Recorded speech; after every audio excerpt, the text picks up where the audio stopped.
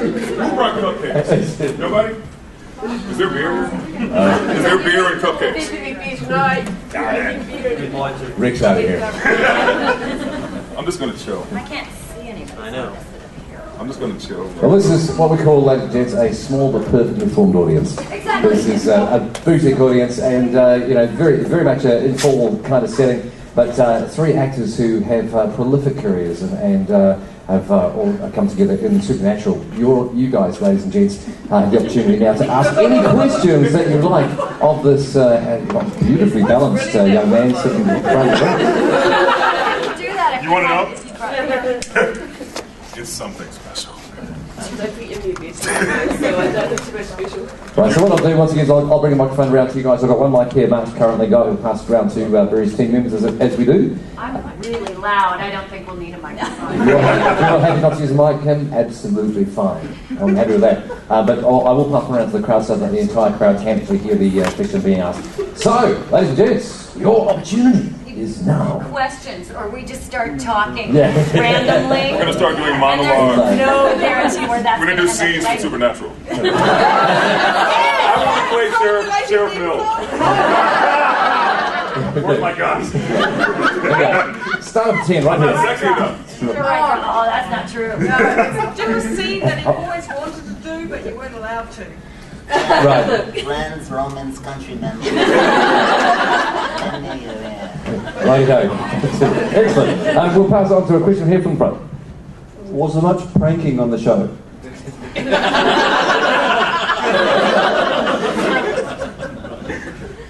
Mark. I defer to Mark. No, I behaved myself.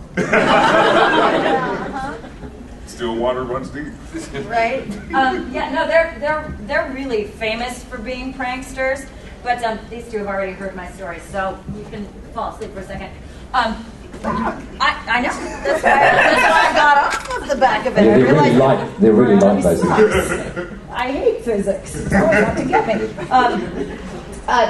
Jared just openly mocks me, which rightly so, because I do ridiculous things in my attempts at acting. He'll be like, "What are you doing?" I am acting. Okay? Like, it looks like it hurts you. Thank you. But Jensen makes me really, really nervous. He makes my voice go up really high. And it's the whole baggage. My lip gets a little bit sweaty, and I start going. I can't look up, and so we'll be in the middle of like a note thing, taking notes, and he'll be like. I'll be like, I can't pay attention to anything when you're touching me. Please stop touching me. If the director says anything important while you're touching me, I'm not going to hear it. And Jensen just kind of goes. Yeah, that's how they prank me. Is this working? It is working. All right, good job. Pranks. You know what? When I did the episode There Will Be Blood, the last one I did, I remember going from the Teamster picking me up at the airport and then driving to set for wardrobe fitting, and it was raining in Vancouver, and there was no one outside except one dude riding around this little mini bike like this. And then he comes up to the van, and it's Jared. And I was like, is that Jared? Tall Jared on a little mini bike?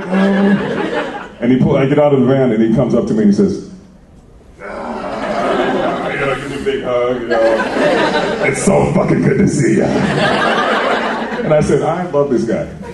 Like he's kind of like, the other brother that I wish I had. He's just a really sweet guy. And Jensen is very cool too, but I would say between the two, for me it was Jared. Yeah. Cool. Nice answers. Thank you very much indeed. What's your name again? Greg. Greg? Greg. Yeah. Gregory? Gregory is my full name.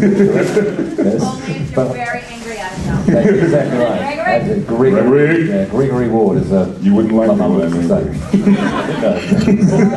Gregory Ward? Oh, God, don't know. You seem like you're channeling my mum. I believe the Queen of Hell has a question. Yes, Queen of Hell.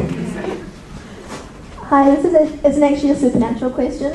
But for all of you, I'm really curious as to what your favourite job has been thus far. Something you've enjoyed a lot.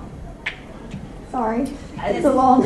My answer actually is Supernatural. It's the best character. It's the best material. It's the best set. It's the best everything. Not counting live theater, because I've had some amazing theatrical experiences. But in terms of things I've been paid for, definitely Supernatural. There's like a top 3 jobs I've had, and Supernatural is in that list. But I did a show called Murder One back in 1996, and I was such a young rookie. I was like 27 years old. I was new to Los Angeles, and I was on the bus at the time. You know, like getting to auditions by bus, which is pretty damn impossible. And yeah, and in Los Angeles, you know. I hope you were playing like crack addicts. I was doing whatever I could do. Yeah. No, I would like get to the audition like 2 hours early so I can just freshen up. Right. But my agent at the time, Donna, called me and she said Stephen Bochco, you know, one of the biggest TV producers in the business, was doing a show called Murder One. You guys ever heard of Murder One? Yeah. And they were looking for someone who could convincingly walk in like a professional athlete and a basketball player and, you know, do this character. You know? I don't play a lick of basketball. I'm tall, but that's it.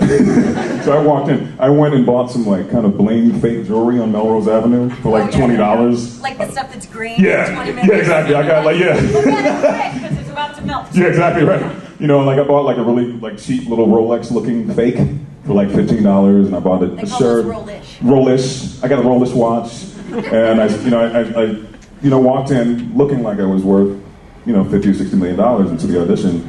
And I did the audition, then Stephen called my agent the next day and said, he's the guy. So that it was special for me because it was like my first big job, you know. Yeah. What was the third one? I'm going to probably say Stargate. Yay. Yeah. Mark, go on, brother. Chris Judge. We all have Chris Judge stories. Let's hear Mark's his favourite job. No, I'm Supernatural as well. I mean, I've had some. You know, I love Shawshank Redemption. It was some really great movies, but Supernatural because luckily the director was in my camp and allowed me to create a crazy character, and it didn't sort of edit me or hold me down. And then I think when it got back to the studio, they said, "What the fuck is that guy doing? Get him out of here. Let's replace him with somebody younger."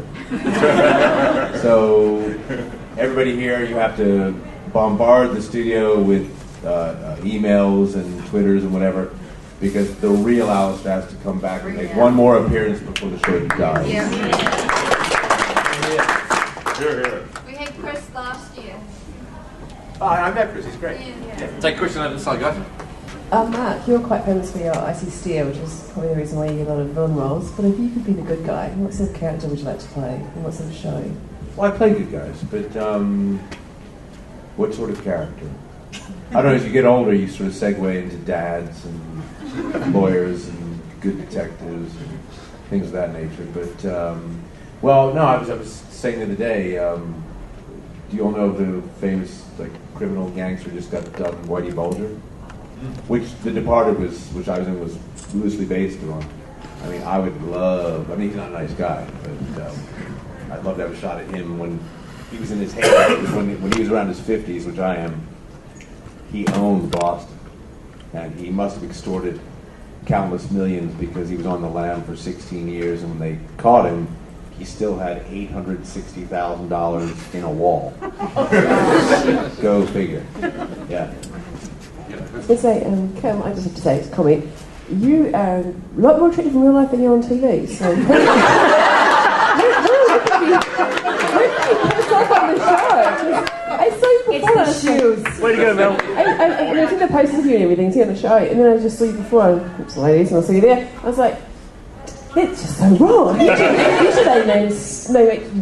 wear a coat of makeup and everything to make you look a lot more attractive, and it's like, wow, she obviously pissed someone off in the wardrobe.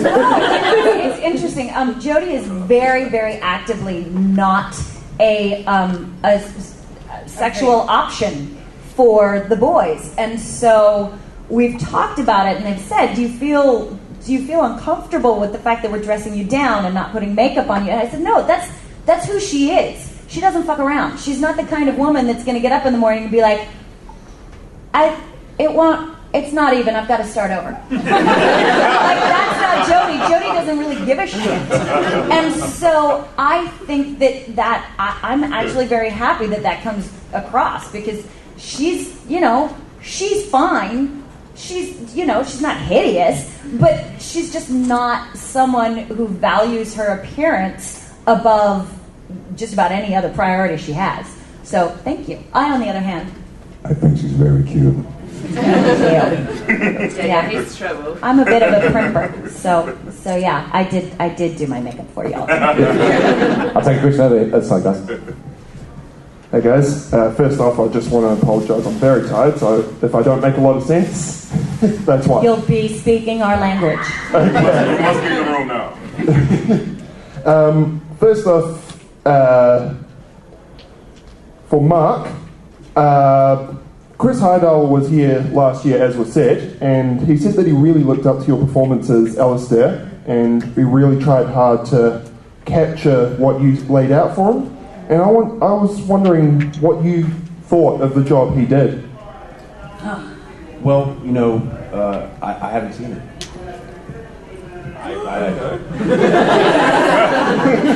I don't follow the show.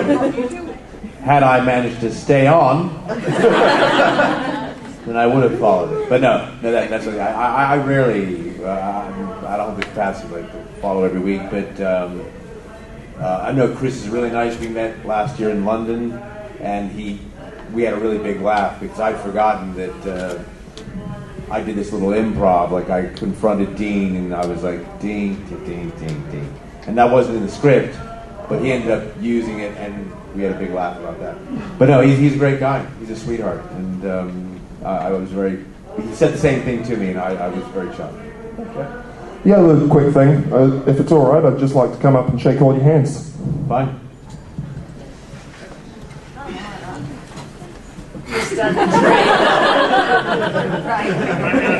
Find it first.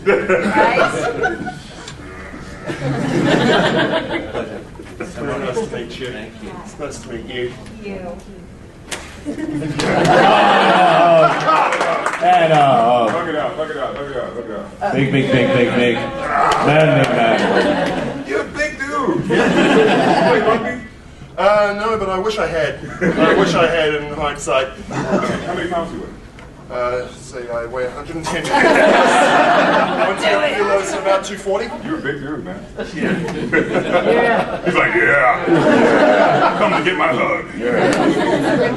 Yeah. I'm just apropos of nothing. I'm just interested to one of my favourite movies of all time is Aliens, and I'd love to know what it was like for you, Mark, working on set. Well, the fascinating thing about Aliens is if, like, for guys, not for gals, but for guys, if you could go off and play soldier every day and get paid, would you do it? Yep. So, yeah. Some girls do. Yeah. Oh no, I'm sure. But it was great. I mean, you were on that was my introduction to big action filmmaking. The shot where I get acid for blood. That was the first shot of the whole movie. So imagine, I'll describe it very quickly. So imagine Jim Cameron's there. They throw this live working flamethrower that would literally fire flame to the back doors there. And he said, okay, this is the deal. You're going to come in here, walking in amongst these flamethrowers. We're going to rig you up. You have tubes up your leg, up here, into the prosthetic thing. You turn away, you turn into frame, and they sprayed this... Before they sprayed this special chemical that made the thing bubble, fizz, and smoke, but don't breathe because it's toxic. And then after you turn into frame, firing the flamethrower at the camera, directly at the camera. You need to fall in amongst these flame bars and then continue to hold your breath until the stuntmen come and pick you up and take you to a helicopter fan to blow away the toxic fumes. Then you can breathe. So imagine that. I mean, there was a lot of like technical stuff to put. The very first shot I did, it was like I was thinking, yeah, I fired the flamethrower and it was slightly above camera. And James Cameron comes in, he's like, no, at the camera. I was like, really? And because all they had was these plexiglass boards in front of them. He's like, yes, at the camera. And I was like, all right, whatever. So there was a lot of toys and gadgets, and it was pretty neat. Yeah, big action. Cool, thank you. Yeah. Oh, that's I also love doing aliens. So to speak. That's Doctor Who. Hi, I just wanted to know, what was you guys' reaction when you found out that Bobby was dying? That Bobby was going to die and not come back? Maybe especially for Kim. You said our reaction to that? Yeah. I was wondering which direction they were moving with the show. I love Bobby. I think Jim plays him pitch perfect. I have not actually hung out with Jim, but I've said hello to him at a couple of conventions. He's a really nice guy. Met his daughter, and he's a charming fellow, and I think he's great as Bobby. I was wondering where they were going with that. So Bobby returns as a ghost, and okay. I don't know how I feel about it. I guess I'm saying I don't know if it was necessary. I don't know. Yeah, I had two reactions. He told me early on, because he and I thought that they were going somewhere with the two characters. I thought we both assumed that they were setting up kind of a fun romantic interest, or at least a friendship that could do some. And the last time I was there with the Leviathan downstairs and that whole entire thing, he told me he knew then that he was being killed off. And he told me just so I could basically prepare, because we both assumed that would mean I would not be back. So it was interesting, because I would have anticipated my first reaction to be like, shit, this was a good job, and it sucks that it's leaving. And my first reaction really was, as a fan, which was, you can't kill Bobby. No, it's supposed to be two boys, a car, and Bobby that are all off limits. No. And I agree. I don't know if the payoff was worth it, because, again, as a fan, they have no emotional security now. Like the crazy-ass angel ain't exactly the same supportive, nurturing energy that Bobby was. So they know what I always say. They know what they're doing better than I do, but I wished he were still around. He did actually write a little story. He was here last year, and he wrote a little fanfare where the two of you got together and exactly how it happened. And he did. He wrote an episode. You don't want to know what happened in it, because someone else joined you as well. And Let's just say the wardrobe. I know. The wardrobe cost was pretty small. Mark, your comments. And I was like, Bobby who? But when I did hear, when I read the LA Times, I was shattered. I haven't been the same since. It's understandable. It is understandable. Kia ora. I'm not going to ask the question everyone's expecting me to ask. Now, I'm going to ask, if you could play other character other than yourself, what would it be in Supernatural? Lucifer. I think it would be interesting to see what a female touch would be to the devil. Yeah. Is that just so you can get with Sam, or? Not Sam, I'm a deep girl, remember? Hell has no fury. Yeah. Right? Hell has no fury like a woman. Yeah, I don't think, you couldn't really top Alistair. Demon of all demons. They actually said that in the script, demon of all demons. So Lucifer is like... I'd actually met Eric Kripke and the producers probably for 2 or 3 other roles before the Alpha Vampire came up. And can you guys guess which role I read for? I read for Mills. No. Actually, I can play Sheriff Mills. No, I read for Crowley. I was one of the actors that was called in for Crowley, and it was a massive 8 or 9 page audition. It was huge, and I said, this is like whenever that comes in, that type of thing, I lock down for the night. I don't go out. I take my dog out. I feed him. Then I turn off my TV, everything, and I study my ass off until I have it. So I walked in really, really prepared. Eric was there. 2 or 3 other producers were there, and the casting people were there. And I humbly say this: I did a very, very, very nice audition, and I thought I got the job. And then my agent called me the next day or 2 and said, they really, really, really love what you did, but they're going to give it to this other guy. He's like this British guy. Who actually is the character.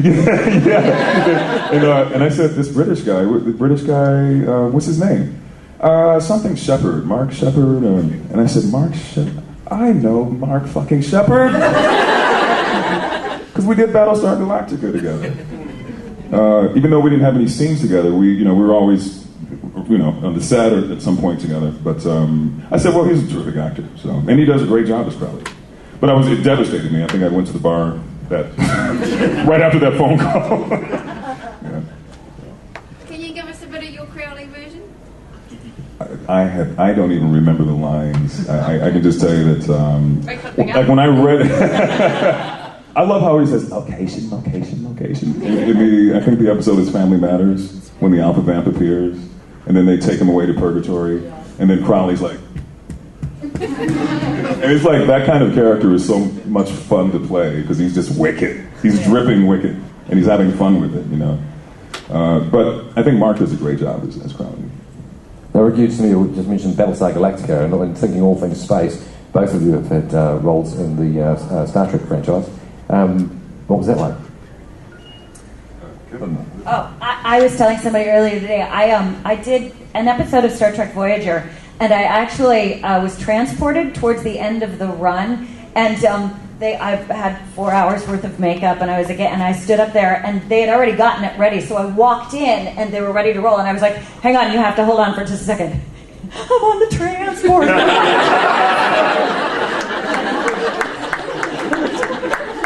Said you'd be surprised how many people actually have to do that. But Kate Mulgrew, it was the first single camera I'd ever done, and Kate Mulgrew took a shine to me and really spent a great deal of time teaching me some of the specifics about how to work on camera, and she was just incredibly generous and wonderful. I was actually someone who was considered very strongly for the role of the Vulcan on Star Trek Enterprise. Oh, you would have killed it. I was considered the wrong physical type. Welcome to Hollywood, everybody. But yeah, it was incredible, and I was very, very lucky to be there. Yeah. What you did Voyager? Or? Yeah, I did Voyager. Voyager was actually my first. I did actually a video game. Like I think the very first job I had, when I first came to LA, was a video game called the Klingon Warrior, and I don't think it did very well. But my agent called and said, "I know you're broke. I know you don't have a car. There's a video game that they're doing called Klingon Warrior, and I got you an audition." I said, "Awesome." So I walked to Paramount Studios, and I happened to live just 4 blocks away at the time. So I was living on Melrose in Wilton, and I walked into the front gate, and it's funny because the security guards look at you like you're nuts when you walk in. Are you here delivering something, or are you lost? I'm like, no, I'm here for an audition. So I walk in, and Jonathan Frakes is sitting in the room. Of course, I knew exactly who he was, and he was very charming, very nice guy. And he said, "Hey, I'm Jonathan." I said, "I know, you're number one." It's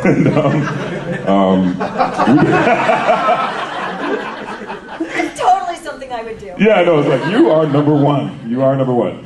And that made him smile. And I can tell that he sort of took a liking to me right away. And we did this audition. And it was a really cool, I think it was like Pissed Off Klingon number 1 or something. And I booked the job. And I was on set on Paramount. Like Kim did her little victory dance. I did my Godzilla victory dance like this. I was like... I got a job. Not only do I have a job, I have a job with one of the most incredible franchises in film TV history, Star Trek. And once I did the Pissed Off Klingon number 1 role, I was on their radar for like years. So I've done a lot of Star Trek over the years, and the last one I did was Star Trek Enterprise, and I look like Chewbacca. I'm one of the Zindi. His name is Jannar. Okay. So we were like, there were about 4 of us who were the villains for season 4, and that was probably my coolest Star Trek gig because I was pretty much in all the episodes, so it was really nice. Yeah. Cool. Did we answer the question? Yeah, absolutely. Sorry, I didn't mean to over-answer the question. No, not perfect in my eyes. Do you think if they kill off the next black guy in The Walking Dead, you'll be the next one calling it? If they do what now? There seems to only be allowed to be one black male in The Walking Dead. In The Walking Dead, there's only one black character? Male. At a time, they then kill him off and make really? another one. Is that Next week. I think that kind of sucks. Yeah. If that's, I honestly don't watch The Walking Dead. I only watch The Walking Dead, I think the pilot, because Laurie Holden is an old friend of mine from The Magnificent Seven. Like, we worked together back in 1997. And I was so happy for her because she's been around for a long time, and she's an older woman now, and she's on a great show. And but is that true? How that? It comes up all the time in the I'm calling Barack Obama about this. We're going to take the NAACP, the Urban League, and Barack Obama, and we're going to protest the entire fucking show. Will you join me? Okay, power to the people. Here we go. Question from the center once again. Sorry to ask another one. This is a question for Kim. And might I say you are very beautiful in real life. So are you. Thank you. Noting that female characters in Supernatural have a particularly hard time, how do you feel about sort of the breadth that Jodie was given in terms of emotional variety and what they got her to do and how it was written? How do you feel about that in relation to other characters? I love the way Jodie's been written. I love the fact that the first time you ever saw her, it was completely female. It was a very maternal experience, and then and being female was vital. But from then on, with the exception of the kind of pseudo romance with Bobby, being female was never integral to the character. She just was a human being doing her shit. And I think that they write her with a very unique sense of humor. I shot an episode 2 weeks ago before I went to Melbourne. And they let me do even more stuff than I've ever gotten to do. But they still keep this very wry sense of humor about Jodie. And I think she's the kind of woman I would like to be. I think she's the kind of woman who represents a lot of our audience. Bless you. There's a lot of cute chicks that come and go on Supernatural, but I think the strength and the awareness that Jodie has is much more representational of the people who really love Supernatural. So I'm grateful that they brought her on, so that there's somebody that I, as a viewer, can identify with, because I certainly don't identify with the kind of, things going on, not so much. That's how my dad used to describe it.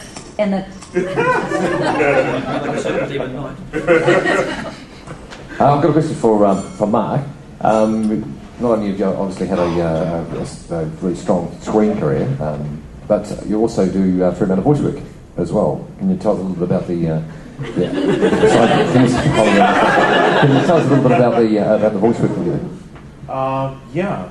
Actually, I started my career back in London doing a little Japanese TV series, and it's called Starfleet, and I played Johnny Lee.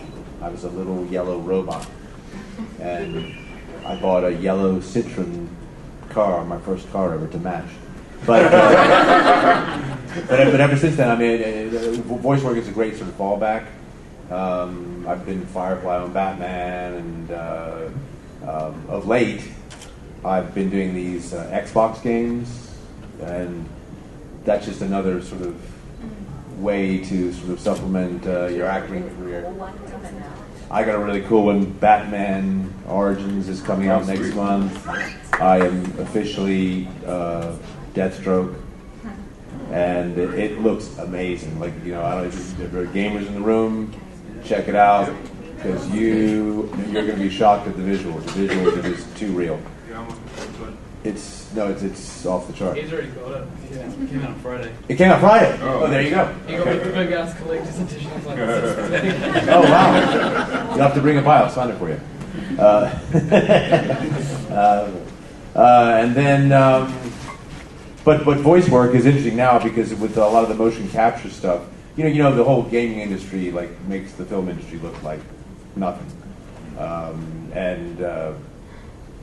so it's kind of an outlet for actors. Actually, it's kind of like doing theater in the round, albeit that you're in tights, which is fine, but with a little bunch of white dots everywhere.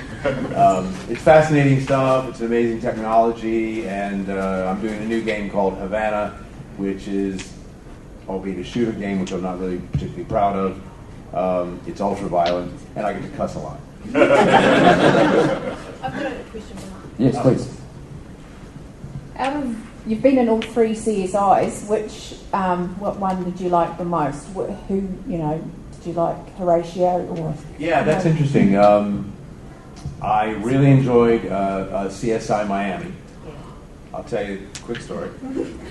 It's only because David Caruso I've known him over the years, and so kind of a familiarity. He's a really difficult guy to work with. I don't know if you guys get a chance to work with. Yeah, okay. It can be unnerving what he does, because he doesn't act with you. He's acting in his own little bubble, and it's just off-putting. Like most people are like, hello, like can you look at me? I mean, because he does anything but like work with you. So what happened was interesting. I get to the set and I get my pages, and it's like, this isn't the role I auditioned for. It was like what? Really? When they sent the page to us, I was like, this is some tiny little role. I'm thinking, well, whatever.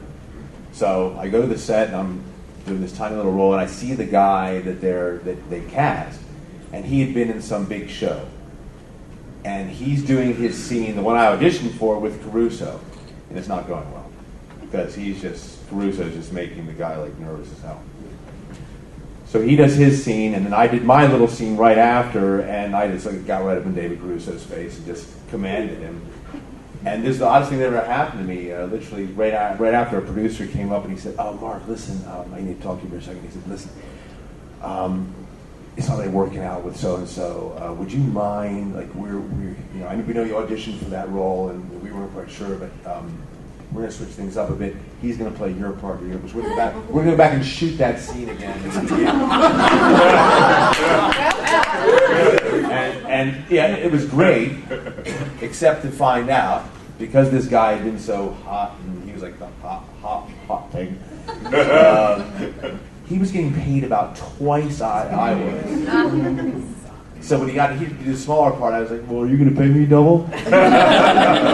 Didn't work out that way, but it was really cool. So it was cool, and I actually went on to do like a bunch of them, and then I was actually going to become a sort of recurring regular. And then I got a movie, and my agent called up when I got back from doing the movie, and they're like, "Oh yeah, we gave up that storyline." But yeah, so it's so interesting because Caruso. If you ever heard the guy talk about his character's backstory, it's fascinating until he puts on the glasses. But it is. I mean, he had his shit worked out, for him. He cornered me one day, and it was like, he was telling me about it was because of this. I was like, okay. So which one was your favourite one to work on? Did you enjoy working with Gary Sinise in CSI New York? Or, well, I've worked with Gary a couple times, yeah. No, Gary's like, so he's your real favourite people. one, CSI New York, out of the 3? No, I preferred Miami only because they had me back a lot. And the coolest thing was I did the finale to season 4 or 5 of that, and I had this amazing guy. I just came in and interrogated a bunch of people, and it was like about 6 of the regulars. I was just like interrogation, and it turned out really nicely. Yeah. Cool, thanks, mate. A question for all of you is: what would you like to play? The roles for the future that you would really like to play? Any kind of characters? I've been asked this before, and I mean I've said it before. I would love to, before I get too old, would love to play Jimi Hendrix. And I know that there's a movie coming out starring Andre 3000 as Hendrix, and all I can say is it better be fucking amazing, because his story is too incredible, and he was just too prolific of it. Writer, musician, guitarist, everything. His whole thing is amazing to me, and if you ever get a chance to go to Seattle, Washington, has anyone been to Seattle, Washington? You have? When did you go? I've been several times. You have? You know where the Space Needle is, right? Looks a lot like your Sky. What's it called? Sky Tower. Looks like Sky Tower. There's one in every major city. You go to the Space Needle, and right next to it is the Science Fiction Museum. Say it again? Yes, it is. Yeah, it's a science fiction museum / Jimi Hendrix Experience Museum, or Hendrix Experience Sound Museum or something. And you go in, and it's totally dedicated to science fiction, right, which we all love, and dedicated to rock music, and in particular Hendrix, who of course was born in Seattle, Washington. There's a whole room where you can sit down and see video footage of him at Woodstock and different concerts, and in California and Monterey, and you can pick up headphones and listen to him, interviews and music, and it's just incredible. Whoever designed it and came up with the ideas, I just want to hug them, because they did a great job. Yeah. So that's my dream role. Thanks, Rick. Kim? I'm not well. Still, Andre 3000. Yes. I don't, ladies and gentlemen, this business sucks sometimes.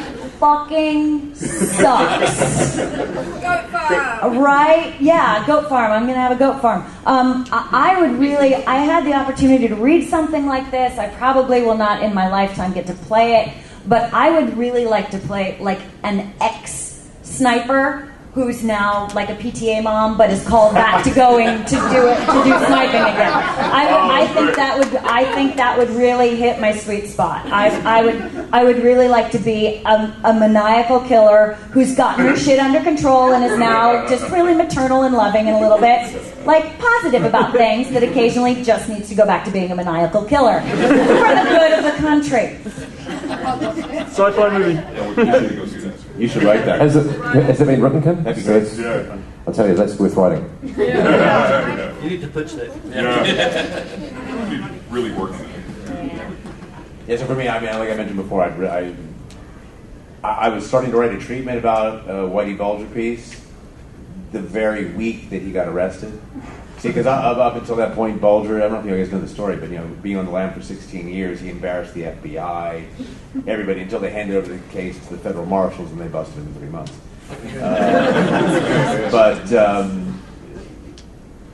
It's quite difficult. I mean, I'd often thought when I was younger, I'd love to play Alexander the Great, only because when I went to Munich and I was at the Glyptotek Museum, there's a bust of Alexander. I swear to God, it's my profile exactly. Aquila nose. So I've read a lot about the Greeks, and I love that. But it's hard. It's hard. Like only very, very few people can say, "Oh yes, I want to play Hamlet," and be able to do it. It's difficult. So we kind of take him as we get him and fall in love with him as we get him. Yeah. Could I add on? Yeah. You guys remember Schwarzenegger and Conan the Barbarian? Yeah. Right. It's classic. It's a classic film, right? James Earl Jones is the villain, right? And there's a remake of Conan that was done, right? We'll talk later. Yeah, about 2 or 3 years ago, I think it was. For a subpar. Say it again. Subpar. Yeah, I think that's a good word. Subpar. Yeah, but you say it so much better than I do. Subpar. And starring, I think, Jason Momoa as Conan. Now, I didn't have so much an issue with Momoa and the other actors in this show, with the exception of maybe one guy. I read for the third lead in the film, who was the villain's first lieutenant. Great role. right? I wined and dined. I did the lunch and dinner thing with all the producers. And, I said, this is going to be a great Christmas. I'm going to get the offer. I'm going to go into the new year, getting ready to go to Bulgaria to shoot for 9 weeks or 10 weeks or whatever it was. And I did the audition and I did the meetings and I did the whole thing. And they ended up giving the role to a professional wrestler. Why? Because he has 2-point-something million followers on Twitter. And I later met with one of the producers at a Christmas dinner, and he said, you were the best guy for the role. Without question, we really, really wanted you. But the other guy had a much more huge following, and there were some Japanese investors. He's really big in Japan. He's an American guy, but he's big in Japan. There were Japanese investors who gave them an extra $2 million if they put this other guy in the film. Say it with me. This business sucks. So, in other words, it has nothing to do, oftentimes has nothing to do with your skill or your talent or your ability. It's something that's something out of your control, so. Oftentimes it comes down to money, and for example, Andre 3000 he's already a singing star, so he's got to follow it, so that's, anyway, sorry. I'll take a question once again from here. Yeah, whether you played a part in it or not, if you had to choose, what would you say your favourite episode of Supernatural is? French Mistake. Yeah, I just love it because I know them. I like knowing them and watch yeah. It's just it is. It's but it's also fun watching them let parts of themselves out that they can't show you on because they're not Jensen always has to be and so it's fun watching pieces that I'm like, oh, that's really him. That's really him. Yeah. Mine is the only one I ever did.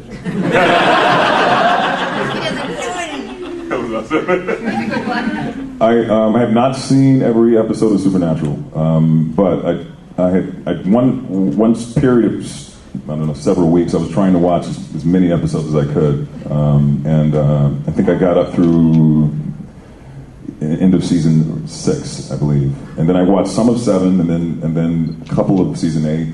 There are a few that I think are really great. I love Frontierland, French Mistake. I think Yellow Fever, is that one? It's really, really great. I love the earlier episodes with Jeffrey Dean Morgan. I think he's perfectly cast as the Winchester father. Was he here last year? No. He hasn't come. Okay. No, we're saying he needs to come back onto the show. Oh, he definitely needs to come back on the show. Yeah. Have you guys? I've been traveling for all of this season so far. Have you guys seen the one where Dean gets kind of infected with something yet? No. Okay, that's going to be one of my favorites. When you watch it, think of me, and you'll be like, that's why Kim liked that one. No, I can't. No spoilers. No spoilers. Only 3 episodes so far. Yeah. Okay. We're up to I'm No Angel. Yeah. Is this? Are you talking about the new season? Yes, it'll be something Which there. episode you said I'm No Angel? Yeah, I'm No Which Angel. one? Yeah, I'm No Angel. That's the one that you're up to now? Yeah. So when it airs in the US, you get it when?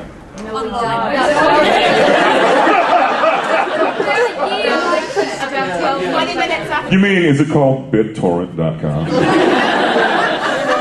I learned these expressions after traveling around a bit.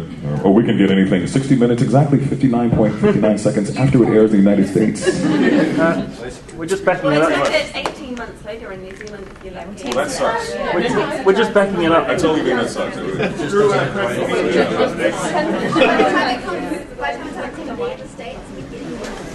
Got it. Yeah.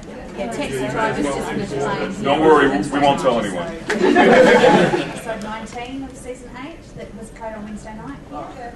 So yeah, and then we'll have to wait probably till midway through till next year before we get season 9. No, but how many times we started? So we're very impatient. A long time to wait. Some of the best shows like every week. And That's why we don't play. Yeah. Like some Good of on the you. TV That's shows what Ladies and gentlemen, any further questions for our trio panel? Let me go. Come on, suppose the lady behind you. Last one, I promise. I have lots of questions. For all of you, I am curious as to how you got started in acting, whether it was through theatre or through school, or just what made you decide to do it. You're saying that the industry sucks. Why do you keep doing it? I mean, like, what sort of keeps you in it, and what sort of brought you to it to begin with? Sorry if it's a... Yeah, please answer a little bit. I was going to be an English teacher. I went to college. I hadn't had any exposure to acting until I was 19. And then I took an acting class because I wanted to figure out how to stand up in front of students and amuse them. And then I did stage for about 10 years before I started television. I just kept getting scholarships to go to school. So it was the path of least resistance. That's what got me into it. I'm in the midst of reevaluating what keeps me in it.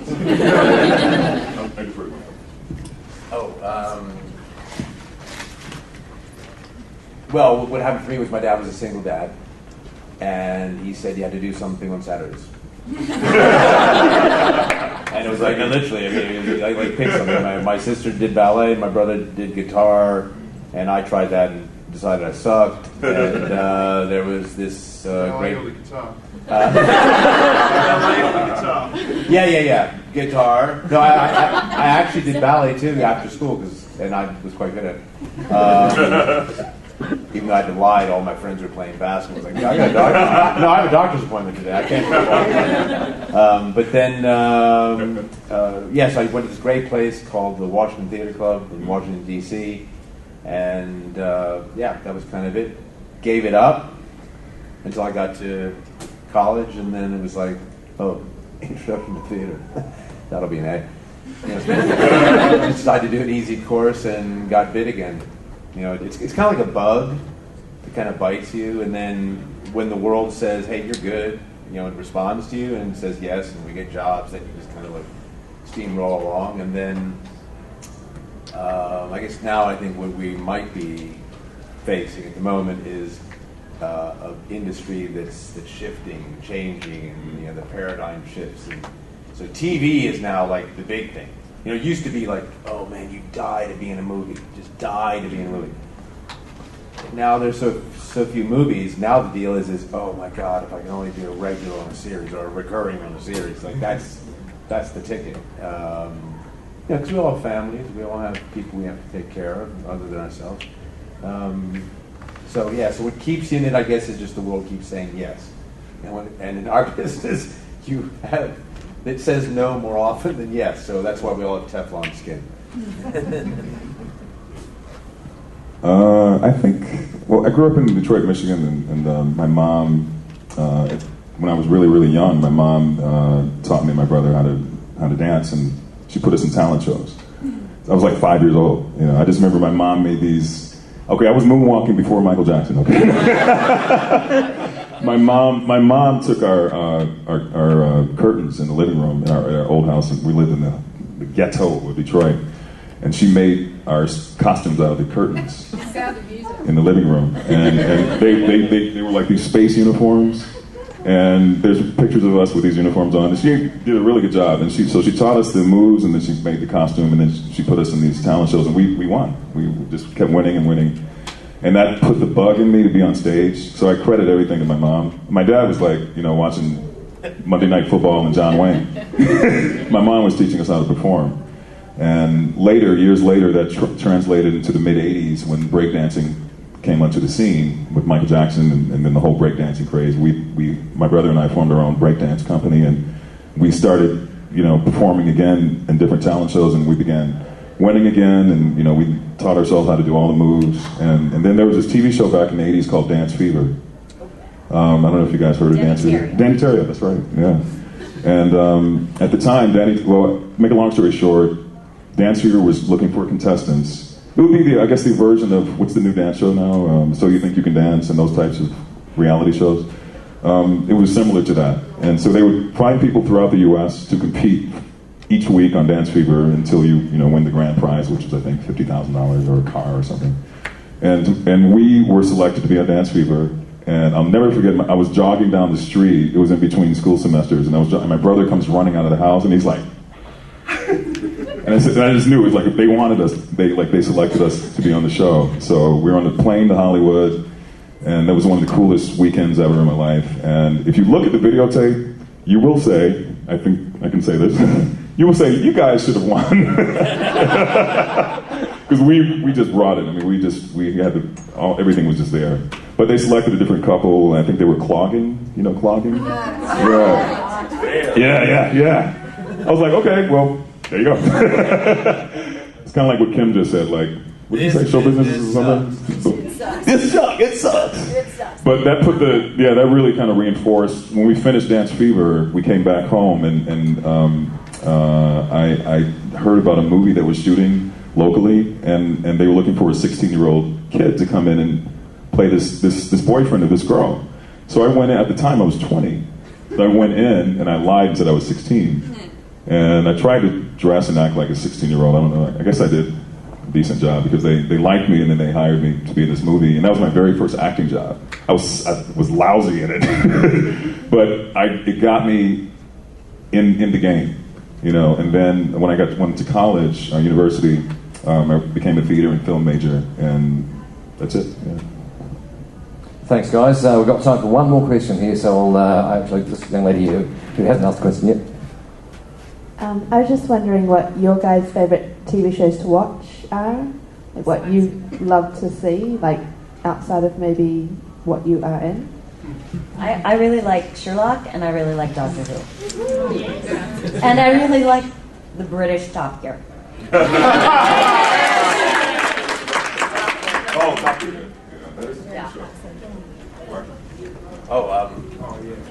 British Top Gear is the only Top Gear. It really is.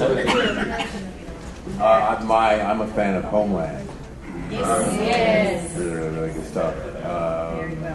And have to admit it, because my youngest is a musician, likes to sing, dancer, but she got me hooked on American Idol. It's like my fallback, you know. It's like, oh, it's 8 o'clock, you know, I'm tired, I'm going to eat dinner. Oh, man. Henry? That was awesome. It's a guilty pleasure. And some of those kids can really sing their asses out. It's amazing. Yeah.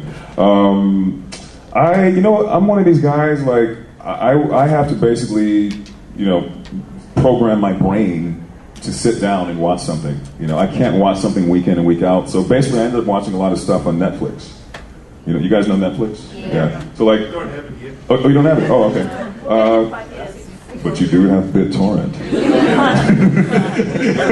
There's a way to get it. There's a way of getting it. You can even get Netflix. But what I did recently was I sat my ass down and finally watched some things that I wanted to watch.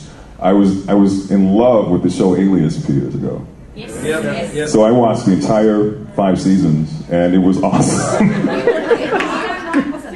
Say it again? Yes, you were in that. You were in first season, right? What was your character? It was one of those one-offs. Yeah. I played some CIA kind of guy. Yeah. But it was neat. I mean, J.J. Abrams when he was really a baby. Right. Halfway through season 2 again. Yeah. I've got more home, so I watched my Supernatural marathon. Now I'm on to Alias. So. Good. Like when I tell people that, they're like, "You watch what? Hasn't that been off the air for like 9 or 10 years?" I'm like, I loved the show at the time. So yeah. The other thing I was addicted to when the X-Files came on, at the time I just wasn't watching it, and I believe I was also working on the show I was on. So by the time I got home, I just wanted to go to bed, you know. And my girlfriend at the time, she said, I remember she said, "We're going to sit down and watch the X-Files tonight." And I was like, "What is this? That show with the David Duchovny dude and the girl with the red hair and Jillian?" And she said, "Yes." She said, "You're going to watch the show tonight with me. We're not going to go out. We're going to." So I sat down and watched the X-Files starting in season 4 with my ex-girlfriend, and I hooked on it right away. So what I did this past summer was on Netflix. I watched the entire thing from pilot to the very end. Isn't it so dated now, though? You look at it. Well, you look at it in some of. You mean in terms of some of the, like some of the. You mean in terms of some of the writing or the effects or? The effects, the clothing, because I'm back on season 1 now. Right. Well, if you look at Gillian Anderson in season 1, she looks very different. Yeah. I love Gillian Anderson. I think she's a brilliant actress. She really just settled nicely into Scully. That was my thing I've been watching this year, was just stuff on Netflix. Cool. Well, I also watched American Idol too. No. Well, guys, it's been an absolute pleasure having you here. That's all the time we have for this panel session, but it's been absolutely wonderful to have you here and talk about Supernatural and also other books. Thank you very much, please. Mark Rolston, Tim Gage, Rick Rhodes.